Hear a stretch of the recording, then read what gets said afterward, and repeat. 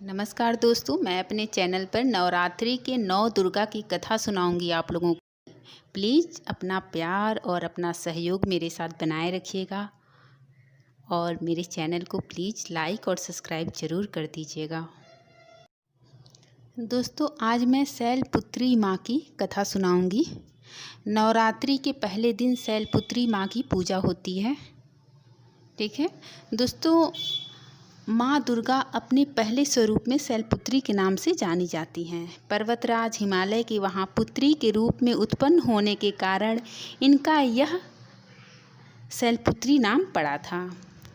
वृषभ स्थिता इन माताजी के दाहिने हाथ में त्रिशूल और बाएं हाथ में कमल पुष्प सुशोभित है। यही 9 दुर्गाओं में प्रथम दुर्गा हैं।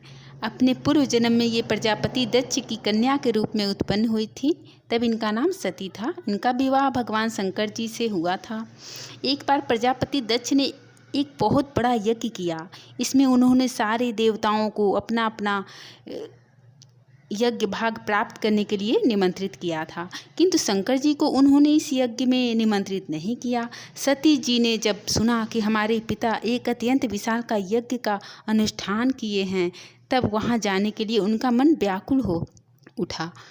अपनी यह इच्छा उन्होंने शंकर जी को बताई। सारी बातों पर विचार करने के बाद उन्होंने कहा, प्रजापति दक्ष किसी कारणवश हमसे रुष्ट हैं।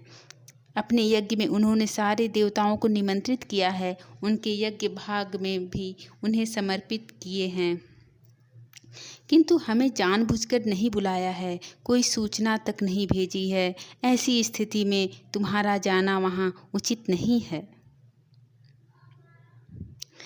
किसी भी प्रकार यह श्रेयस्कर नहीं होगा। शंकर जी के इस उपदेश से सती जी को प्रबोध नहीं हुआ। पिताजी का यज्ञ देखने वहां जाकर माता और बहनों से मिलने की उनकी व्यग्रता किसी प्रकार भी कम न हो सकी। उनका प्रबल आग्रह देखकर भगवान शंकर जी ने उन्हें वहां जाने की अनुमति दे दी। सती जी ने पिता के घर पहुंचकर देखा कि कोई भी उनसे आदर और प्रेम के साथ बातचीत नहीं कर रहा है। सारे लोग मुंह फेरे हुए हैं। केवल उनकी माता ने स्नेह से उन्हें गले लगाया है। बहनों की बातों में व्यंग और उपहास के भाव भरे हुए थे। परिजनों के इस व्यवहार से उनके मन को बहुत क्लेश पहुंचा। उन्होंने यह भी देखा कि वहां चतुर्दिक भगवान शंकर जी के प्रति तिरस्कार का भाव भरा हुआ है। दक्ष ने उनके प्रति कुछ अपमानजनक वचन भी कहे। यह सब देखकर सती जी का हृदय क्षोभ और ग्लानि और क्रोध से संतप्त हो उठा। उन्होंने सोचा, भगवान शंकर जी की बात न मानकर यहाँ आकर मैंने बहुत बड़ी गलती कर दी। वह अपने पति भगवान शंकर के इस अपमान को सहन न कर सके। उन्होंने अपने उस रूप को तत्क्षण वहीं योगाग्नि द्वारा जलाकर भस्म कर दिया। वज्रपात के समान इस दारुण दुखद घटना को सुनकर शंकर जी ने क्रुद्ध हो गए और अपने गणों को भेजकर दक्ष के उस यज्ञ का पूर्णतः विध्वंस करा दिया। सती ने योगाद्रि द्वारा अपने शरीर को भस्म कर अगले जन्म में शैलराज हिमालय की पुत्री के रूप में जन्म लिया। इस बार वह शैलपुत्री नाम से विख्यात हुई। पार्वती हेमवती भी वहीं के नाम हैं। उपनिषद की एक कथा के अनुसार इन्हीं ने हेमवती स्वरूप से देवताओं का गर्व भजन किया था। शैलपुत्री देवी का विवाह भी शंकर जी से ही हुआ। पूर्व जन्म की भांति इस जन्म में भी वह शिव जी की अर्धांगिनी बनी।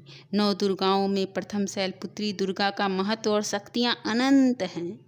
नवरात्र पूजन में प्रथम दिवस इन्हीं की पूजा और उपासना की जाती है। इस प्रथम दिन की उपासना में योगी अपने मन को मूलाधार चक्र में स्थित करते हैं। यहीं से उनकी योग साधना का प्रारंभ होता है। बोलिए शैलपुत्री माता की जय।